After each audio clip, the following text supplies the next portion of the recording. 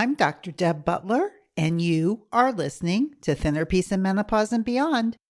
This is episode number 488. Stay tuned. Welcome to Thinner Peace and Menopause and Beyond. This is Dr. Deb Butler, Master Life and Weight Coach, and as always, your coach. If you're a woman and you're smart and you're successful and you've been struggling with weight your whole life, and now menopause is making it harder than ever, and you are ready to make this the last time you ever have to go on a diet again, then this podcast is for you. Stay tuned. Well, hello, all my dear friends all over the world. How are you today? Let me tell you what, I got a lot I want to talk to you about, but I want to tell you what's been going on for me. Because in the summer, I have a lot of celebrating going on. And that is really what I want to talk about today. I talk about it a lot with you, is how to celebrate without overeating. I talk a lot about that. And what I want to talk about here is how much celebrating I'm going to be doing and how I'm going to do it and how I can teach you how to celebrate bigger, better, and smarter. So here's the deal. The kickoff in the summer starts at the end of July with my birthday, which I told you about last week. And I took my family and we went to Lake Michigan and we spent a glorious time. I had the whole thing planned, so I got everything I wanted. And it truly was a wonderful celebration. And the thing is that when I was younger, one of the things I used to think about this kickoff of my birthday, and I'm calling it a kickoff because first it's my birthday, and then it's my anniversary. My husband and I have now been married for 45 years, and I can hardly believe it, but what a celebration that is.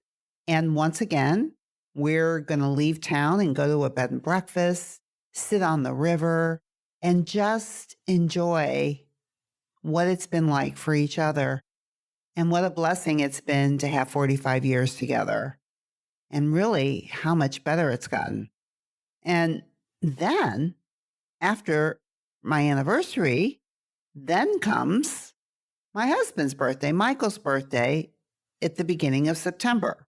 So basically from the end of July to the beginning of September, I used to think, and this is the reason I'm bringing it up so much, I used to think that this was the time where I would basically check out. And what I mean by checking out is disconnect from my body. And it was like I was giving myself the gift of, go ahead, overeat, junk it up. It doesn't matter. We know you're going to gain weight. We're just going to go back to Weight Watchers as soon as Michael's birthday is over to take off the weight that we gained during this time. That's how I used to talk to myself. And for many, many years, that's exactly what happened. And by the end of the celebration, I didn't feel very good. That was the main thing. And I was like, I couldn't wait to go back to Weight Watchers, mainly because I just wanted to get back on track and stop eating the way I was doing, so out of control, as if I was giving myself this gift of disconnection and overeating. Now, this is what's changed, and this is what I teach. And just a reminder to all of you, because I have a group going on right now with my Thinner Peace program, and I will be opening the doors to the next process of the Thinner Peace program in September. So if you're interested in being the next into my Thinner Peace program, you need to get on my wait list, because that's where you're going to find out the lowest prices and be the first to be able to sign up before it closes or sells out. You just need to go to drdebbutler.com/peace, PEACE. You can get on the wait list. You'll be the first for everything. The reason I'm talking about this and that is because if you're like me, then when something like this comes up, like a lot of birthdays, anniversaries, and it's involved food, you actually can change the way you think about it. It doesn't have to be a weight gaining experience or a disconnection experience. It actually can be an experience where you train your mind to savor everything. That includes the food or the moments with the people or the things that you see or the things that you do that bring great joy into your body. You teach your mind how to make it last longer and to slow everything down. I love the word savor. It is my favorite word right now. And I use it when I talk to you about joy eating. For those of you who have been following my podcast and understand my thinner peace process, one of the things that I talk about a lot is number one, eat when you're hungry and stop when you're full. The other thing I talk about a lot is joy eating. Now, a joy eat, by my definition, is eating something that usually 99% of the time has no nutritious value. You don't even have to be hungry, but you enjoy it bite by bite and you stop the minute you're done. Now, on a joy eat, I want to use the word savor. Basically, all joy eating is savoring a food, slowing it down and enjoying it bite by bite and making it last as long as you can. Now, how do you make it last? You make it last by pointing your mind towards the enjoyment that you're having. So if it's a food, if it's a joy eat, you're savoring the flavor that's on your tongue, that goes down your throat. You savor it. Instead of just eating it so quickly you don't even know you ate it, you actually slow down the process of chewing it. You slow down the process of tasting it. And then you slow down the process of remembering how good it is. Now, that's one way to savor a food. And that is exactly my joy eating process. And that is one of the reasons I have learned how to stay more connected to my body and to my mind and body connection is because of this word, savor. And what I want for you is not only to be able to savor the taste of a food. In other words, you don't eat everything and anything. Like the way I used to think is, okay, I've got the next 6 to 8 weeks. I didn't really savor it. I really just kind of got it in quickly and got as much in as I could, as fast as I could, because I knew when the last birthday was over, when Michael's birthday was over, it was over. I was going to stop this whole mishigosh. I don't even know how to say it because that's really what it feels like. What I was doing is it really didn't feel good. And I really wasn't savoring anything. I was just trying to get it all in. And when I was doing that with food, I was also doing it with all the moments that were going in and out through these moments and not really pointing my mind that way either. It was in and out. And when I learned about joy, of which I teach a lot about in this podcast, is that joy is a feeling. It's created by a thought. It's not created by a food. It's not created by a thing. It's not created by a person. It's created by a thought in your mind about those things. So when it comes to, for instance, if it's potato chips, because you know it is for me, when I eat them, I savor the taste, bite by bite, enjoy the flavor, and stop the minute that I'm done. That's truly a joy eat. You savor it. Now, in these 6 to 8 weeks, if I wasn't doing that, I could be guaranteed at least a 10-pound weight gain, at least. Every year around this time, that's what I expected to happen. Goodbye, my darling Dr. Deb or Deb. Goodbye. I'm not going to talk to you for a while because you're going to be able to do whatever you want. I thought I was giving myself this wonderful gift of disconnection. And what actually I have learned how to do, and now what I teach and what I'm teaching in my group right now, in my individual clients right now, and on this podcast is the concept of savoring. So if you can savor a food, for instance, let's just say I'm singing happy birthday. It's my birthday, my grandchildren. Okay, when they sing happy birthday, there is nothing I savor more than listening to those sweet voices sing happy birthday to me. I have to have them do it 2 or 3 times because I just savor it. I close my eyes and I just feel what it feels like to have those sweet voices singing to me, their grandmother. And it means so much more to me than the cake. Now, sometimes the cake can be really, really good. I can also savor that by having a few bites, enjoying it bite by bite, stop the minute I'm done, and enjoy the taste of that cake. I can do that too. But to savor all of these celebrations means basically what I want to read to you the definition of savor.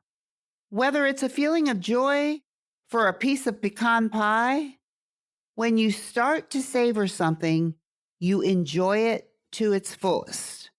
When you savor something, you enjoy it so much that you want to make it last forever. With that in mind, savor carries a connotation of doing something slowly.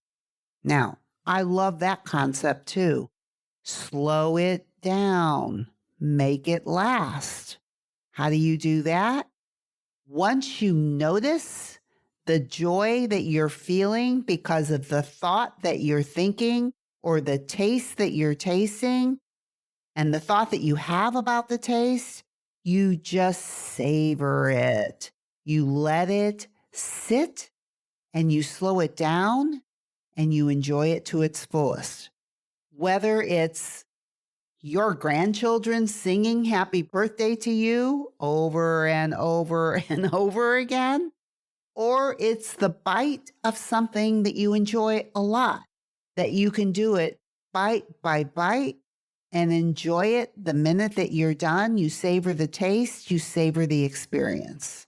Now that I can do that, the summer and the celebrations mean something totally different to me because I know there's not going to be much weight gain. I know I am going to enjoy everything even more than ever because I know how to point my mind towards it. And I also know all about gratitude. And I think gratitude is also a wonderful way to be able to enjoy and experience more, is that you point your mind towards how grateful you are. Like when my grandkids are singing happy birthday to me, I can take a moment and think, where do these 3 children even come from? And how grateful I am for that experience. And then I hear their voices and I savor that. And then I take it, bite a piece of cake, and I enjoy that. There is so much to savor in that time. And also to point my mind and keep it there even longer than the actual moment is going on. So the moment lasts so long, but then you can take your mind and elongate it. You can slow it. You can appreciate it. You can be grateful for it. This is all possible because you are the one that is in charge of your brain. And your brain, if you let it do whatever it wants, will probably say, well, that was nice. Let's move on. What's next? What's next? That's the nature of the brain. What's next? What's going to happen in the future? Let's go there. Forget about this. You know what? I think when I was younger, that's what I used to do. What's next instead of what is right here, right in front of me. And can I make it last even longer? How long does it take to sing happy birthday? Well, I mean, if they're going to do it 3 or 4 times, maybe 5 minutes, maybe 6 or 7 minutes. But I can tell you right now that I can still savor that moment right this minute. I can bring it up. I can remember it. I can create the feeling of joy by thinking about it. And I can savor it now. And I did it then, and I can do it again. As my anniversary is here, and I'm going to go away with my husband, I am going to savor not just the food that I eat, but every moment or many moments of what I spend with him. So it's not just about the food. See, before I thought it was just about the food, that celebrating was just about the food, but it's not. I'm not saying it's not about the food. I'm not saying I'm not going to have a few beautiful anniversary meals. I'm just telling you, I can savor it. I can eat between the twos, and I can enjoy it so much more because I can slow it down with my mind and take it in and make it last. That is what I think our minds are capable of doing. And I think that's what makes your life and my life even more beautiful. We make it beautiful by how we think about it. And if you can use this word that I absolutely adore right now, I'm in love with the word savor. That's what I'm going to do for the next few days as I'm celebrating this amazing 45-year marriage. I'm going to savor every moment that I can, and I'm going to watch my mind when it forgets. I'm not going to get mad at myself. I'm just going to bring it back to the present moment. I'm going to slow it down, and I'm going to really be grateful for whatever it is, because gratitude feels very, very good in my body and creates even more joy. And joy is something that's created by our minds. Joy is not created by things. Joy is created by the mind, even when it comes to tasting something. If you eat something and you just eat it as quickly as possible, there's no way you can really taste it and savor it. You might do what I used to do, which was get it all in as fast as I can because I knew I was not going to be eating it again right after Michael's birthday. I was going to stop the whole thing. I was never going to do it again. So get it all in while I can. That was the thinking of my mind until I learned to manage it. And instead of thinking I have to get it all in, now I think I have to slow it all down and savor the moments that are meaningful. How will I know they're meaningful? Because I'm slowing it down enough to notice it. The other thing that I want to talk about just a little bit, because I talked about it in my group and they found it fascinating.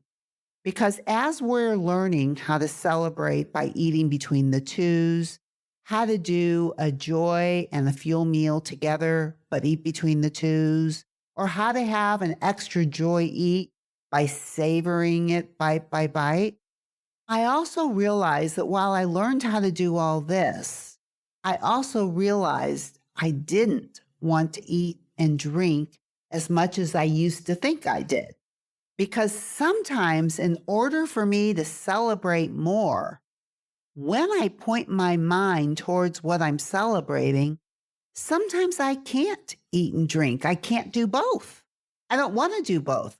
I want to savor the moment with my loved one and not eat or drink. Sometimes they just don't go together. I never knew that before. And when I was talking about this to my group, they were kind of like, what? But it gave them something to think about. And I want you to think about it too. I'm not saying tell yourself you can't eat and you can't drink. I'm saying that sometimes you just don't want to. Sometimes in order to savor an experience when you're with people, you don't want to do both. And that's what I want you to think about this week as you go through it. as you're going through your summer. May it be with vacations. Maybe it's more like me with where you have back-to-back stuff. I used to think, see you later, Deb. I'm not going to be talking to you for a while. Now I know that I get more connected to myself because I don't want to miss a second of anything. I want you to start thinking like that.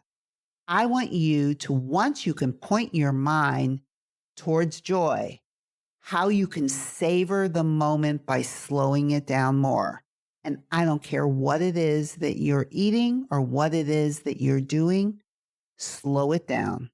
And know that sometimes that experience is something like my little grandkids singing happy birthday to me is a moment that I can make last in my mind. I can bring it up anytime I want and create butterflies in my stomach.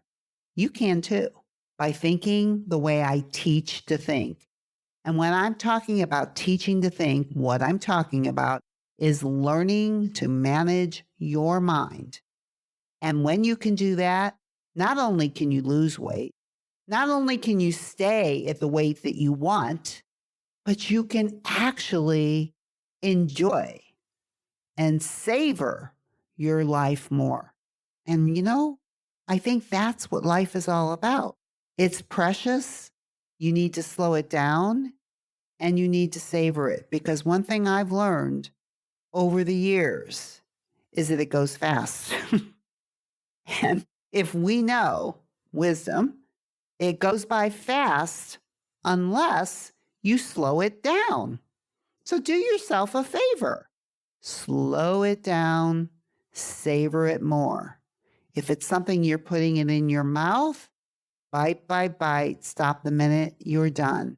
If it's something you're experiencing with a person, slow it down, savor it more so you can remember it more. And as always, before I end this podcast, no matter where you go or what you do or who you're with, not only do I want you to savor the moment, but please, please, please be very, very kind to yourself, and I will see you next week. Bye-bye. If you're loving my podcast and you would like some more information to be able to follow along with, then please go to drdebbutler.com/change, and you can get a free copy of my companion book that goes with this podcast that I refer to in many different episodes. That is drdebbutler.com/change, CHANGE.